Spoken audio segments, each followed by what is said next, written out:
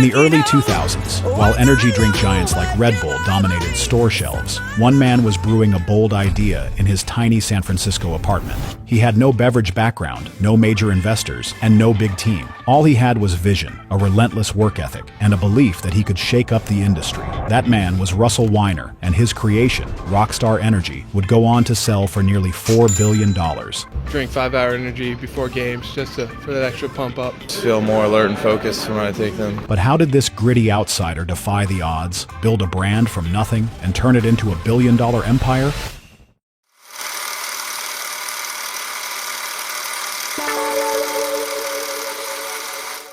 A billion-dollar idea, born in a small apartment. Russell Weiner wasn't a beverage mogul. He wasn't even a seasoned entrepreneur. In fact, before founding Rockstar Energy, he was best known as the son of conservative radio host Michael Savage. All he had was a background in politics and working on political campaigns. But in the early 2000s, he spotted something the energy drink market hadn't fully tapped into, and that observation would soon birth a billion-dollar brand. At the time, Red Bull was king. The Austrian brand had already introduced the US to a new kind of soft drink, one not meant for thirst, but for performance. But Russell saw a gap and made it the cornerstone of Rockstar Energy's entry into the market. Bringing his vision to life, however, wasn't glamorous. With no experience in the beverage industry and no major investors backing him, Russell started Rockstar from his tiny San Francisco apartment. The space was barely big enough for one person, yet he turned it into a makeshift headquarters. Stacks of cans, papers, and packaging materials took up every corner. The kitchen doubled as a test lab, and the living room became his office, warehouse, and meeting space all in one. There was no air conditioning, the plumbing was unreliable, and sleep was often interrupted by the noise of delivery trucks or late-night brainstorming. Friends who visited described it as organized chaos, a far cry from the sleek startup spaces of Silicon Valley. And yet, despite these odds, Russell pushed forward. Today, it's easy to focus on the billion-dollar worth of Rockstar, but that headline skips over the blood, sweat, and energy that built the company from scratch. Rockstar didn't come from a lab or a boardroom. It came from a cramped apartment and a founder crazy enough to challenge giants. And this is just how he did it. The early struggles and bold moves. When Russell Weiner decided to launch Rockstar Energy in 2001, the energy drink market was already under the tight grip of Austria's Red Bull.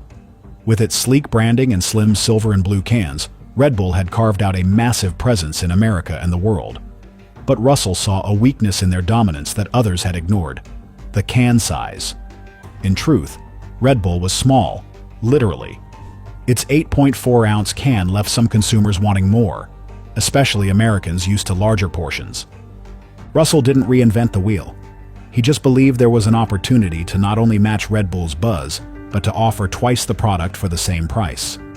So, instead of launching a direct replica, he did something bold.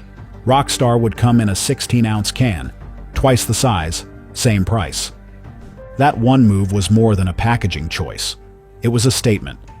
Rockstar wasn't just another energy drink. It was bigger, louder, and meant to stand out. But disrupting an industry doesn't happen overnight. In fact, in the early days, it barely happened at all. Russell faced rejection at every turn. Retailers didn't want to make room for a brand no one recognized. Distributors weren't interested in the extra effort of pushing an untested product. And investors didn't believe it was worth the risk to take on industry giants like Red Bull and Monster. So Russell took matters into his own hands.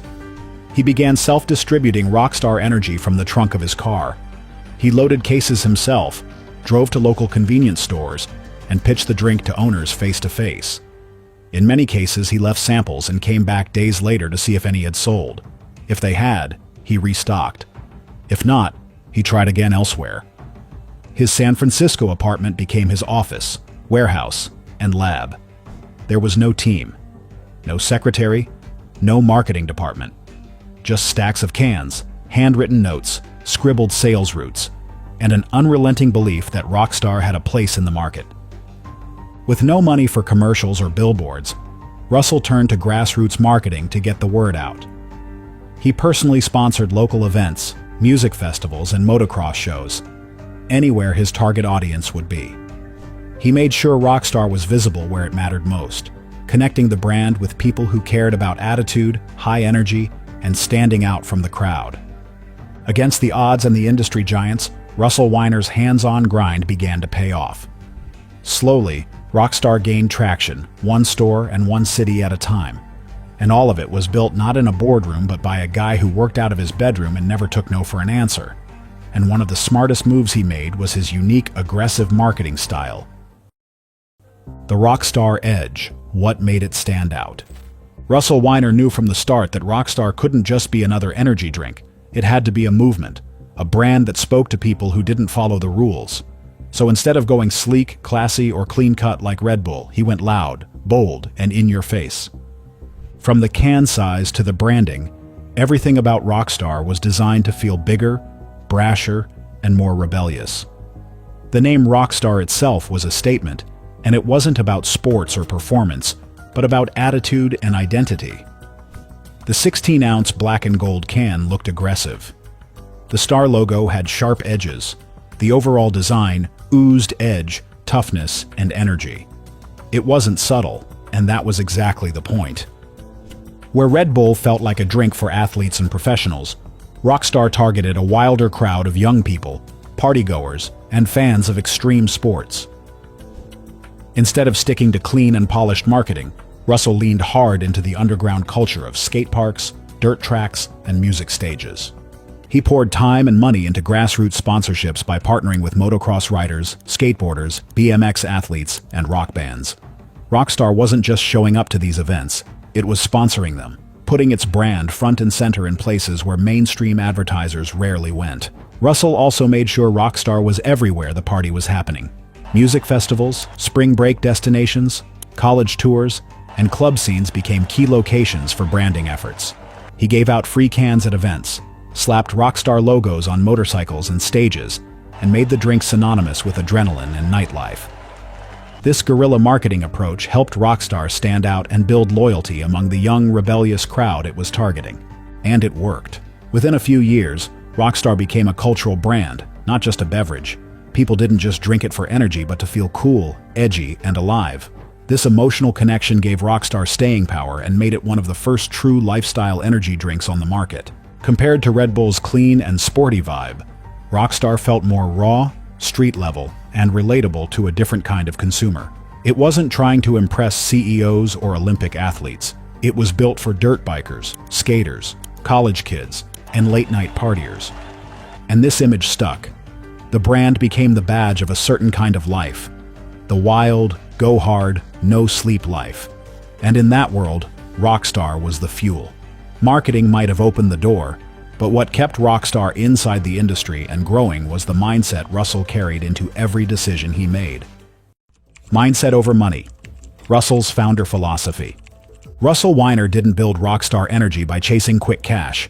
In fact, he turned down several chances to sell out early, even when the money was tempting. For him, it wasn't just about launching a product. It was about building something that would last. He believed in playing the long game, and that mindset shaped every move he made. In the early 2000s, energy drinks were exploding, and big players were scouting for fast-growing newcomers. Russell had offers, but he refused to sell out or partner with corporations that didn't align with his vision. He wanted control, not just over the product, but over the brand, culture, and direction of the company. He once said in an interview, "If I'm going to lose, I want to lose because of my decisions, not someone else's." Unlike many startup founders, Russell didn't chase investors or splash cash on flashy offices. He kept it lean, working from his small office, making calls, managing deliveries, and negotiating deals himself. While other companies raised millions for big marketing campaigns, Russell relied on grit and hustle. What drove him was not money, but impact. He wanted Rockstar to stand for something, not just energy, but rebellion, individuality, and confidence. He focused heavily on branding and lifestyle, making sure every can, ad, and sponsorship spoke directly to his target audience.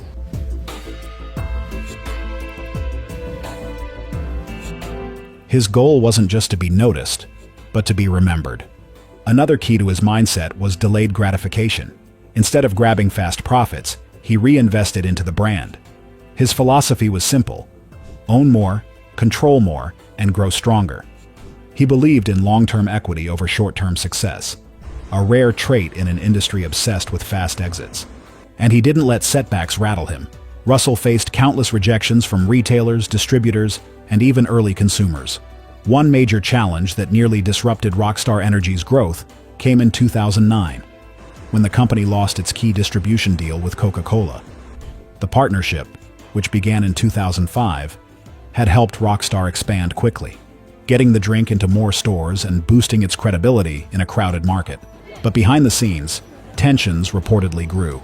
Russell Weiner was known for being direct and fiercely protective of his brand, which sometimes clashed with Coca-Cola's corporate style and long-term priorities. Eventually, Coca-Cola decided to shift its focus to its own energy drink brands, and the partnership ended. For most companies, losing a partner as big as Coca-Cola would be a fatal blow. Rockstar sales took a hit, dropping by around 5%, and many doubted the drink could recover.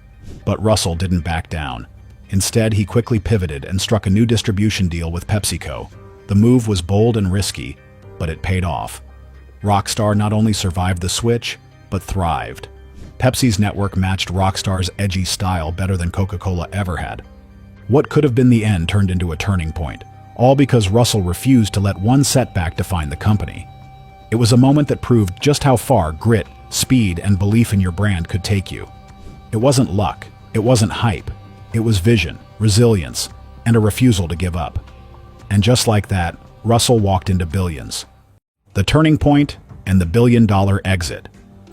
By the late 2000s, Rockstar Energy was no longer just a scrappy challenger. It was a full-blown player in the energy drink industry, competing head-to-head with Red Bull and Monster. The turning point came when Russell Weiner started landing big distribution and retail deals. One of the first breakthroughs was with 7-Eleven, which agreed to stock Rockstar in stores nationwide.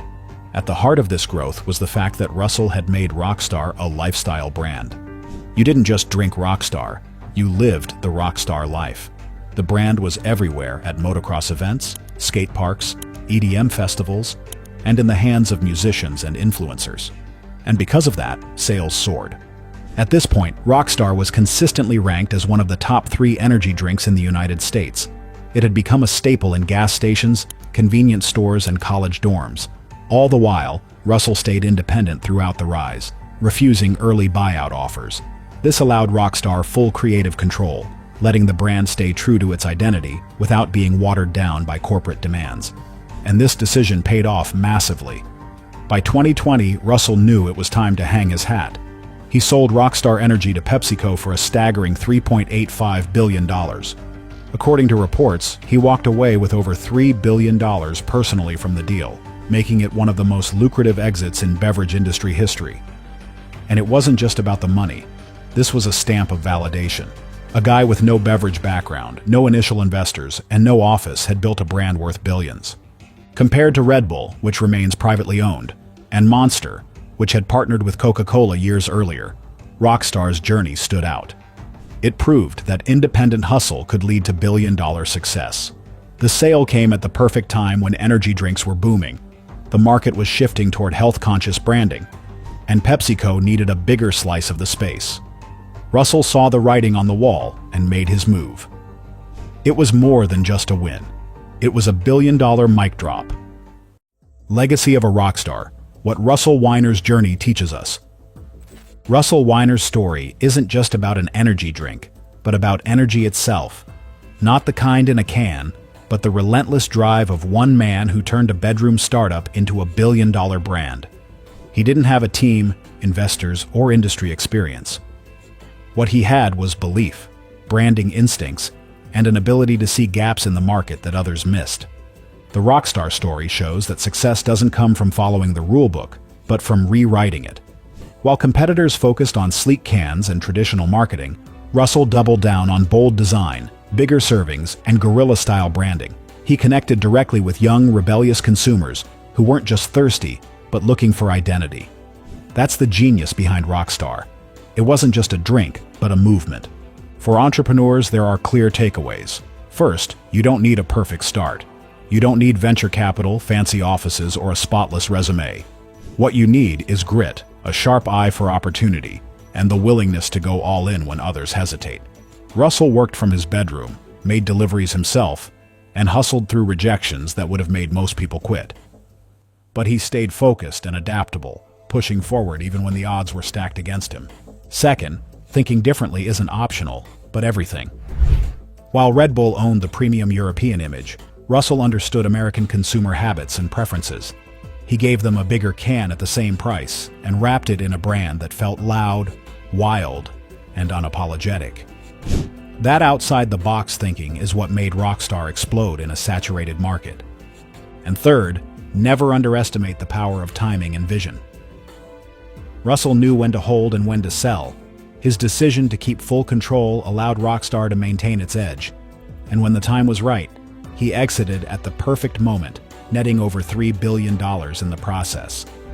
Today, Russell's story continues beyond beverages. He's dabbled in politics and made massive moves in real estate. But his legacy as the Rockstar founder remains a blueprint for bold, street-smart entrepreneurship. What do you think about Russell's journey? Tell us in the comments below. Thank you for watching. See you in the next video.